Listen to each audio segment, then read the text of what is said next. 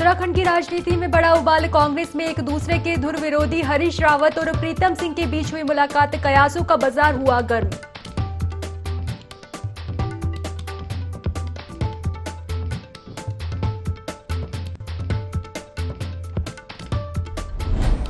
केंद्रीय मंत्री नितिन गडकरी ने प्रदेश को दी बड़ी सौगात। भनियावाला ऋषिकेश रोड को 4 लेन बनाने की दी मंजूरी। योजना के लिए 1036 करोड़ से ज्यादा की धनराशि हुई स्वीकृत।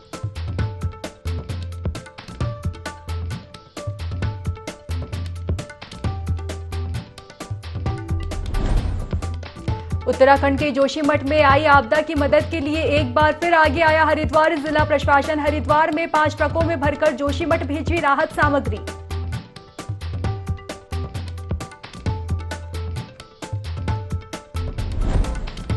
और हरिद्वार पुलिस ने चेन स्नैचिंग करने वाले बदमाश और एक स्मैक तस्कर को किया गिरफ्तार। स्मैक तस्कर से स्मैक भी की बरामद।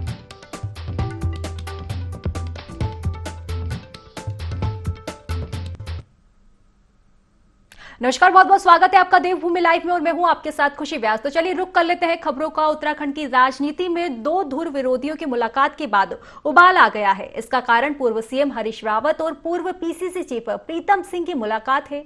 दोनों के बीच में लगभग 1 घंटे बंद कमरे में मुलाकात हुई। इस दौरान दोनों के बीच राजनीतिक मुद्दों सहित लोकसभा चुनाव के साथ ही उत्तराखंड कांग्रेस के हालातों पर चर्चा हुई।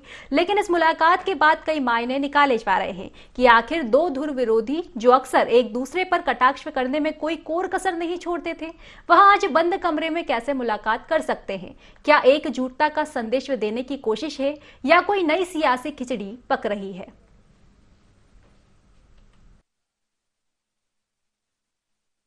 रावत जी हमारे वरिष्ठ नेता हैं और समय समय पर जो है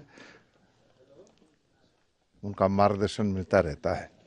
तो वो आज आए, तो जब आए तो स्वाभाविक बात है कि कांग्रेस कैसे मजबूत हो, इसके लिए जो है वार्तालाप होता रहता है।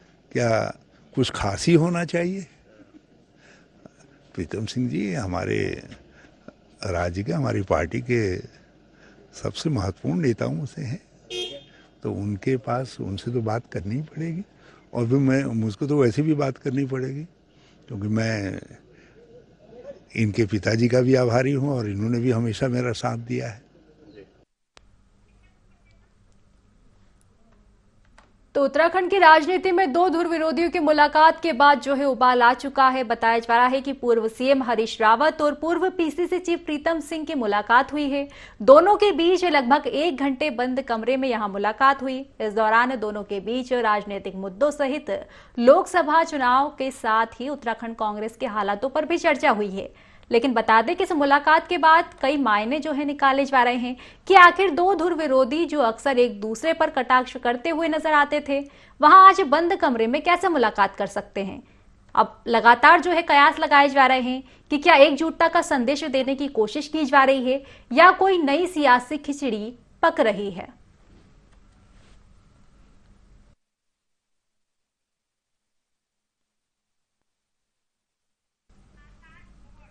तो चलिए खबर पर ज्यादा जानकारी लेंगे। हमारे संवाददाता आकाश हमारे साथ बन चुके हैं। आकाश, देखा जाए तो उत्तराखंड की राजनीति में वाकई उबाल आ गया है, क्योंकि जो 2 धुर विरोधी नेता जो आपस में कटाक्ष करते हुए नजर आते थे, अब उनकी मुलाकातें हो रही है। क्या कुछ कयास जो है अब लगाए जा रहे हैं? देखिए, ये बात सच है कि जिस तरीके से अगर हम खासतौर पे बात करें तो पिछले 4-5 सालों में ये पहला मौका है कि जब इस तरीके से दोनों नेताओं की आपस में मुलाकात हुई हो। और महत्वपूर्ण बात यह है कि दोनों नेताओं की जिस तरीके से मुलाकात हुई है, क्योंकि दोनों ही उत्तराखंड के कद्दावर कांग्रेस नेता हैं, चाहे प्रीतम सिंह हो या फिर हरीश रावत। और आज जिस तरीके से हरीश रावत उनसे मिलने के लिए पहुंचे, तो सही बात है कि इन्हें चर्चाएं जरूर पर है कि आखिरकार उत्तराखंड कांग्रेस में आखिरकार कुछ न कुछ पक रहा है और उसी को लेकर कहीं न कहीं दोनों नेताओं की जो है मुलाकात हुई है। महत्वपूर्ण बात यही है कि दोनों नेता भले बातें कह रहे हो कि दोनों ही वरिष्ठ नेता है, आपस में दूसरे की बात मुलाकात को सामान्य बता रहे हो, लेकिन राजनीतिक गलियारे में चर्चा इस बात को लेकर भी है कि जिस तरीके से 2024 को लेकर के अभी से ही बात हो चुकी है और कहीं ना कहीं प्रीतम सिंह ने पहले ही इस बात को लेकर के मना कर दिया था, क्योंकि वो संगठन के कामकाज को लेकर के पहले काफी नाखुश प्रीतम सिंह रहे हैं। और क्योंकि उन्हें हाल ही में हादसा जोरों का प्रभारी बनाया गया था टेरी लोकसभा का, तो उसमें उन्होंने मना किया था कि वो प्रभारी नहीं बनना चाहते हैं और न ही वो टेरी क्षेत्र से जो है चुनाव लड़ना चाहते हैं, क्योंकि उनकी इच्छा नहीं है। क्योंकि जिस तरीके से उनको दरकिनार करके वहाँ पर कई लोगों को जो जिम्मेदारी दी गई है, जो उनके विरोधी रहे हैं, उनको जिम्मेदारी देने का काम जो संगठन कर रहा है, वो कहीं ना कहीं जायज नहीं है।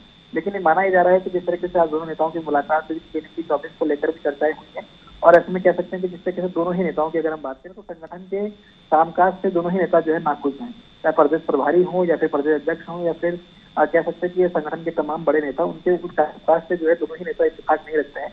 तो ऐसे में माना जा रहा है कि कहीं ना कहीं किस तरीके से कोई बदलाव की महत्वपूर्ण बात यह है कि जिस तरह से छत्तीसगढ़ में कांग्रेस का अधिवेशन होना है और इसमें तमाम अन्य राज्यों में भी एक तरीके से सुगबुगाहट तेज हुई है, बदलाव को लेकर हो या फिर संगठन में फेरबदल की बात हो या फिर कुछ महत्वपूर्ण निर्णय लेने की बात हो, तो कहीं ना कहीं अन्य राज्यों में भी देखने को मिला है। उसी तरीके से कह सकते हैं कि आज उत्तराखंड में भी दोनों नेताओं की मुलाकात कहीं ना कहीं इस ओर इशारा कर रही है कि छत्तीसगढ़ से जो संकल्प एक तरीके से अधिवेशन होना है, उससे पहले कहीं ना कहीं इस तरीके से अपनी बात को पार्टी संगठन पे रखा जाए और एक तरीके से जो तमाम एक दूसरे को कह सकते हैं कि दोनों की जो नाराजगी थी वो कहीं ना कहीं दूर करने की कोशिश भी की गई है। और इसी को लेकर के आज ये मुलाकात एक तरीके से उत्तराखंड की राजनीति में चर्चा बनी हुई है और कांग्रेस संगठन में तरीके से पूरी तरीके से इस बात की मुलाकात को लेकर के जो है हलचल मची हुई है। जी आकाश, में देखा जाए तो कहीं ना कहीं दोनों नेताओं की मुलाकात ने सियासत गरमा दी है। हालांकि चर्चा क्या हुई ये सामने नहीं आया है, लेकिन कहीं ना कहीं कयासों का दौर जो है वो भी लगातार जारी है। अभी फिलहाल बहुत बहुत शुक्रिया तमाम जानकारी साझा करने के लिए आकाश।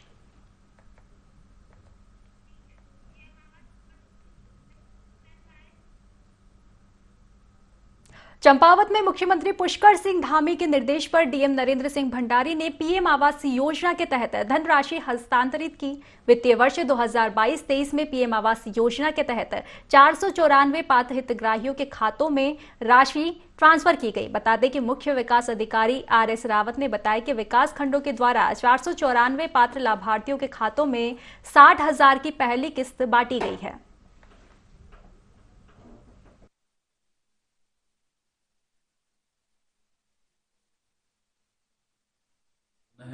उसमें केंद्र सरकार और राज्य सरकार के प्रयासों से 857 जो लाभार्थी हैं वो लाभान्वित होंगे इस साल, और पिछले साल लगभग पिछले साल 2 सालों में 950 से ऊपर लाभान्वित हो चुके हैं। और हमारे इस समय इनको 1,60,000 रुपए विभिन्न माध्यम 1,30,000 और टॉयलेट 12,000 का और 95 डेज का नरेगा की जो मानदेय है वो दिया जाता है। तो इसमें 2,96,000 आज पहुंच जाएगा और 494 जो हमारे लाभार्थी हैं उनके खातों में। जिनकी भी समस्याएं हैं उनका जो सर्वे में छूटे हुए वो राज्य सरकार ने केंद्र सरकार को सूची भेजी हुई है और वहां से जो फर्दर लिस्ट अप्रूव होके आएगी उस पर भी धनराशि रिलीज की जाएगी। हरिद्वार कोतवाली क्षेत्र के गंगा नहर में एक युवक का शव मिला, जिसके बाद इलाके में सनसनी फैल गई। सूचना मिलते ही पुलिस भी मौके पर पहुंची। मृतक की शिनाख्त नहीं हो पाई है। पुलिस ने शव को कब्जे में लेकर अस्पताल भेज दिया है। बताया जा रहा है कि युवक का शव बिरला घाट से गंगा में बहता हुआ आ रहा था, तभी एक गोताखोर की नजर उस पर पड़ी, जिसके बाद गोताखोर ने शव को बाहर निकाला।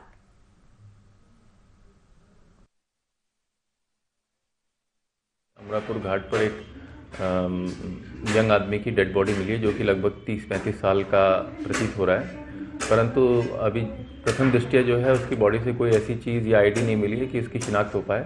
तो जो हमारा इसमें SOP होती है उसके हिसाब से इसे हॉस्पिटल में रखवाया जाएगा और इसकी पहचान की तलाश करी। बरसाती सीजन अभी भले ही दूर हो, लेकिन देहरादून नगर निगम अभी से चौकन्ना हो गया है। नगर निगम ने अभी से बिंदाल और रिस्पन्ना नदी की सफाई के लिए अभियान शुरू कर दिया है, जिसका शुभारंभ देहरादून के मेयर सुनील उनियाल गामा ने किया। बता दें, नगर निगम शहर भर के 60 स्थानों पर 4 माह तक नदी नालियों में स्वच्छता अभियान चलाएगा। वहीं देहरादून के मेयर सुनील उनियाल गामा ने कहा कि हर साल की तरह इस साल भी स्वच्छता अभियान चलाया जा रहा है। साथ ही उन्होंने शहरवासियों से भी नदियों में गंदगी ना फैलाने की अपील की है। हमने शुरुआत कल करी है और हर वर्ष जो है बरसात से पहले हम ये अभियान चलाते हैं।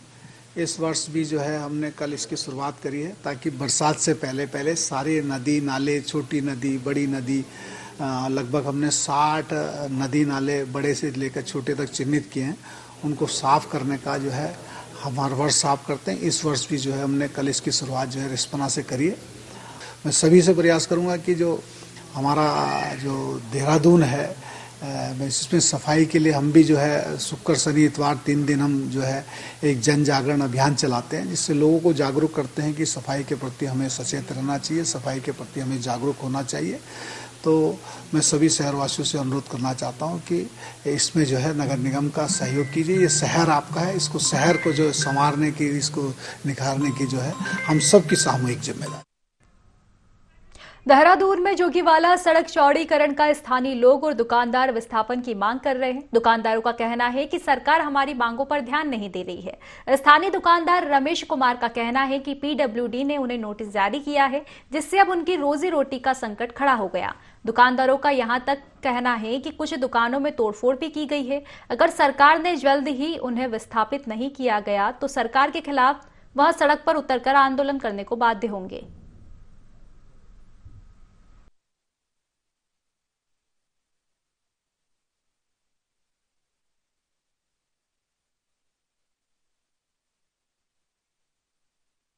पीडब्ल्यूडी कैबिनेट मंत्री सतपाल महाराज जी को दिया है और आपके मेयर साहब को दिया है। परसों हम डीएम साहिबा से मिले थे, उन्होंने एनएच को भी और पीडब्ल्यूडी को भी और एसएलओ विभाग को भी सबको बुला करके हमारी मीटिंग कराई है। और हमने विधायकों के माध्यम से, मंत्रियों के माध्यम से ये कहा है कि आपकी 10 तारीख को कैबिनेट की बैठक, उसमें आप हमारे मामले को मुख्यमंत्री के समक्ष रखें और इसका निस्तारण करें। हल्द्वानी में एसएसपी पंकज भट्ट ने नशे के खिलाफ चलाए जा रहे अभियान की जानकारी दी। उन्होंने बताया कि पुलिस ने 105 ग्राम स्मैक के साथ उत्तर प्रदेश निवासी तस्कर को पकड़ा। आरोपी हल्द्वानी में कबाड़ का काम करता था और अपने गांव में स्मैक लाकर ज्यादा दाम में बेचता था। इसके साथ ही एसएसपी ने चेन स्नैचिंग मामले का भी खुलासा किया। 5 फरवरी को एक युवक पीड़ित से चेन लूटकर फरार हो गया था। पुलिस ने आरोपी को खोजने के लिए कड़ी मशक्कत की थी। मामले में आरोपी से एक पीली धातु की चेन भी बरामद की गई है।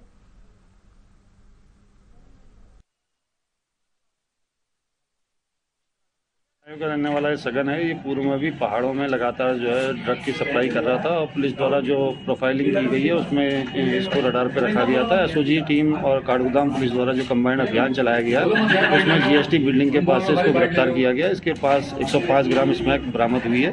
पुलिस टीम द्वारा ड्रग्स पे जो लगातार काम किया जा रहा है उसमें एक बड़ी सफलता के रूप में इसको चिन्हित किया जा रहा है।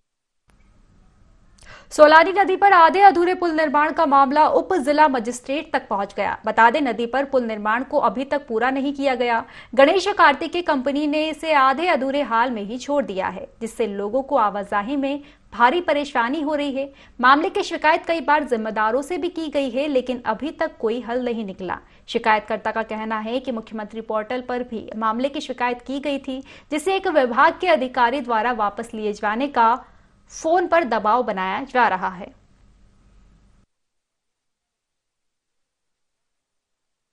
थाना और रामखेड़ी के बीच में सोलानी नदी पर लगभग 24 करोड़ रुपए की लागत से एक ओवरब्रिज बन रहा था और वो अभी तक पूरा कार्य उस पर नहीं हो पाया है। इसके बारे में मैंने पीडब्ल्यूडी देहरादून को भी लिखित में अवगत कराया और एसडीएम साहब लक्सर को भी मैंने ज्ञापन दिया था और मैंने तहसील दिवस में भी इसके बारे में कई बार मैं लिखित में दे चुका हूँ, लेकिन कोई कार्रवाई नहीं हो पा रही है इसमें। आज भी मैं इसी के संबंध में यहाँ पर आया हूँ। मेरे पास कोई जेई है, उनका नंबर भी है मेरे पास, अनिल कुमार, उन्होंने अपना नाम बताया था। उन्होंने मुझे कॉल करके ये कहा था कि अपनी शिकायत वापस ले लो और दोबारा से फिर 1-2 महीने बाद या फिर बाद में कर देना। मैंने कहा ऐसा क्यों? कि नहीं, ये फिर आप दोबारा कर देना, इस शिकायत को आप बंद कर लो और इसमें प्रक्रिया चल रही है। और आपका जो ये था पुल, एक बार हम इसका कुछ कर रहे थे जमीन वगैरह का, वो फाइल गड़बड़ हो गई थी, हमने दोबारा कर दिया और पुल का तो जल्दी काम हो जाएगा। इस बात को भी लगभग कई महीने हो गए जी, अभी तक तो कुछ नहीं। हरिद्वार के बैरागी कैंप में भारी मात्रा में दवाइयों का जखीरा मिलने से हड़कंप मच गया। बैरागी कैंप में गड्ढा खोदकर ये दवाइयां दबाई गई थी। बरामद हुई सभी दवाइयां सरकारी दवाइयां हैं। सूचना मिलने के बाद अधिकारी भी मौके पर पहुंचे और जेसीबी से गड्ढा खुदवाकर दवाइयों को निकाला। मौके पर पहुंची ड्रग इंस्पेक्टर अनीता भारती ने बताया कि ये मामला बेहद गंभीर है। भारी मात्रा में सरकारी दवाइयां जमीन में गड्ढा खोदकर दबाई गई है। सारी दवाइयां कुंभ मेले के दौरान आई थी। जो दवाएं एक्सपायर भी नहीं हुई है, उन्हें भी गड्ढे में दबाया गया है, जिसकी जांच जारी है।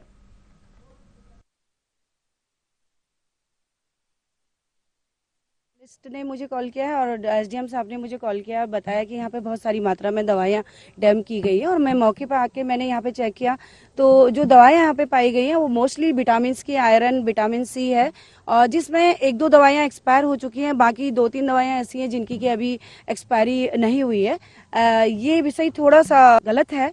इस तरीके से जो दवाइयाँ अभी खाने योग्य हैं उनको जो है डैम किया गया है और जो कि जनता के हित में जानी चाहिए थी, उन्हें बिकनी चाहिए थी। ये दवाइयाँ सारी गवर्नमेंट सप्लाई की हैं तो सीएमओ साहब को मेरे द्वारा लेटर उन्हें प्रस्तुत करके ये सारी जानकारी दी जाएगी कि किस हॉस्पिटल में ये बैच की दवाइयाँ उनके द्वारा सप्लाई की गई थी। तत्पश्चात ही पता चल पाएगा कि किसने और किस हॉस्पिटल से ये दवाएं यहाँ पर डैम की और क्यों की गई है।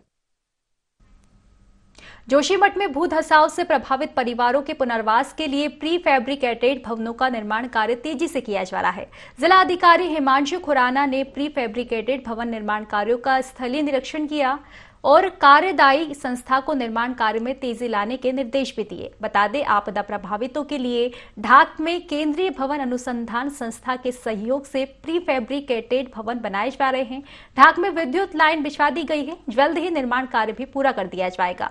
वहीं जोशीमठ में उद्यान विभाग की भूमि पर प्री फैब निर्माण कार्य अंतिम चरण में है। यहां पर 1 BHK तैयार हो गया है, जबकि 2 BHK और 3 BHK का भवन का कार्य अंतिम चरण में है।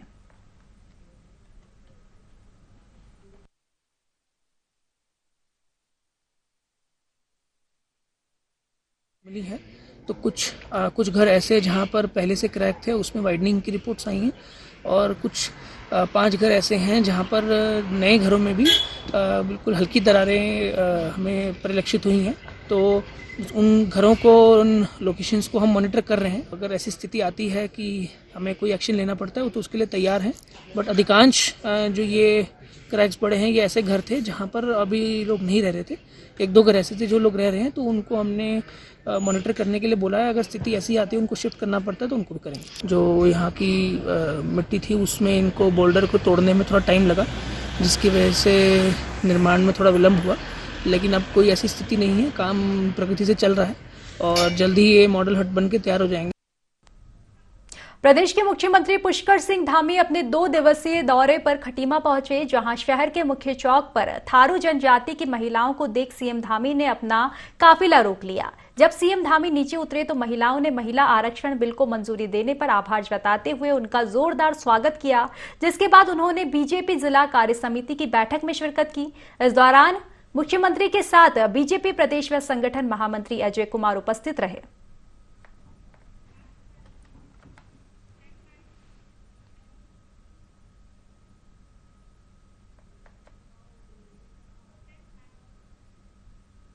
उधम सिंह नगर के बाजपुर में सिंचाई विभाग गेस्ट हाउस में कैबिनेट मंत्री गणेश जोशी पहुंचे। इस दौरान उन्होंने कई मुद्दों पर बात की। उन्होंने कहा कि केंद्र सरकार ने आम जनता के हित को देखते हुए अपना बजट पास किया है। केंद्र और प्रदेश की भाजपा सरकार मिलकर प्रदेश को आगे बढ़ाने का काम कर रही है और नए आयामों को स्थापित कर रही है। वहीं अडानी ग्रुप को लेकर कैबिनेट मंत्री ने कहा कि देश भर में हुए उनके नुकसान को लेकर विरोध प्रदर्शन हो रहे हैं, पर अडानी सरकार का हिस्सा नहीं है। साथ ही कहा कि राजस्थान में अडानी ग्रुप ने सबसे अधिक काम किया है और वहां कई विरोध नहीं हो रहा। राजस्थान सरकार अडानी ग्रुप को बुलाकर निवेश करवा रही है, जिसका कोई विरोध भी नहीं कर रहा है। विपक्ष विरोध प्रदर्शन कर संसद की कार्यवाही को ठप करना चाहते हैं। अडानी जी सिर्फ भाजपा शासित राज्यों में काम नहीं कर रहे हैं। अडानी जी का सबसे बड़ा बजट राजस्थान के अंदर चल रहा है, तो ये लोग वहां पर क्यों प्रदर्शन नहीं कर रहे हैं? तो ये तो सिर्फ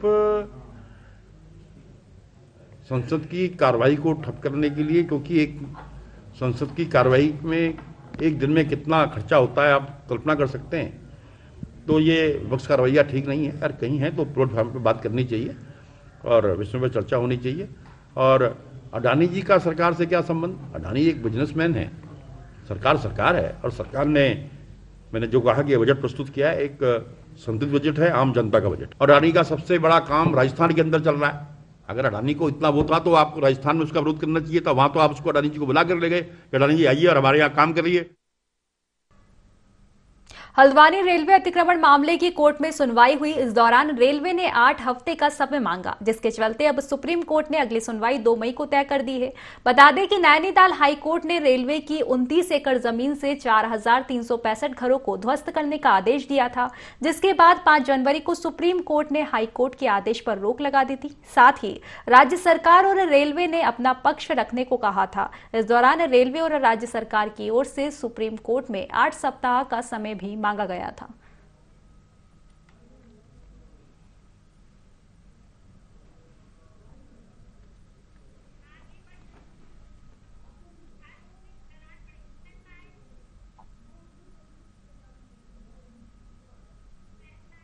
जोशीमठ के बाद ऋषिकेश कर्णप्रयाग रेल लाइन निर्माण से लेकर रुद्रप्रयाग जनपद के खांखरा गांव में भी दरारें पड़ रही है। बता दें, गांव के नीचे से बन रही टनल की वजह से यहां के घरों में मोटी मोटी दरारें पड़ चुकी है।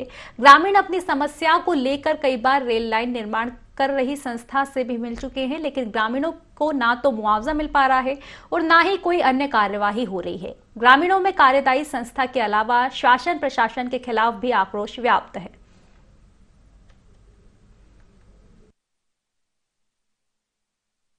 जो दरारें पड़ी हैं अभी तक उसका सरकार ने कोई भुगतान नहीं किया है। हमारी यही मांग है कि उसका भुगतान तुरंत किया जाए और जो हमारे ये प्रदूषण से हमारी गाय बच्ची वातावरण पूरा दूषित हो रहा है उसके बारे में सरकार कुछ निदान निकाले, नहीं तो हम यहाँ पे रेलवे ऑफिस में जाके अपना धरना प्रदर्शन करेंगे और भूख हड़ताल में बैठेंगे। रेलवे का काम हुआ तब से हर दिक्कतें हैं, लेकिन ग्रामीणों ने भी ये सोचा कि ये दिक्कतें हो रही, इनका समाधान होगा। इन्होंने भी आश्वासन दिया, लेकिन आज एक भी समस्या का समाधान नहीं हुआ। घर में दरारें पड़ चुकी हैं, घर जर्जर हालत में है।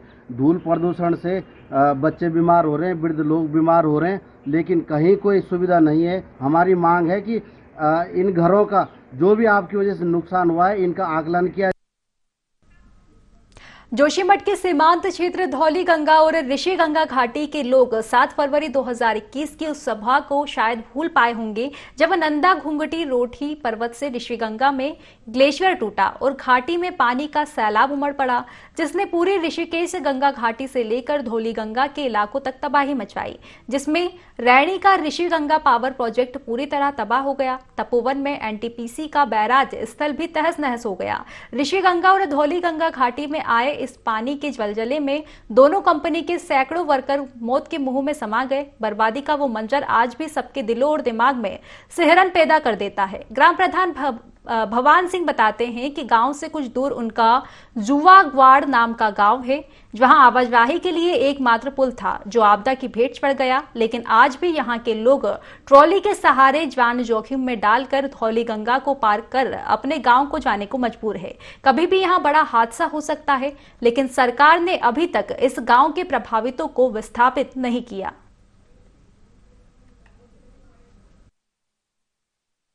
2021 की आपदा, रेणी आपदा, जिसमें कई लोगों ने अपनी जान गंवाई थी और रेणी गांव की निचली हिस्सा पूर्ण रूप से ध्वस्त हो चुका था।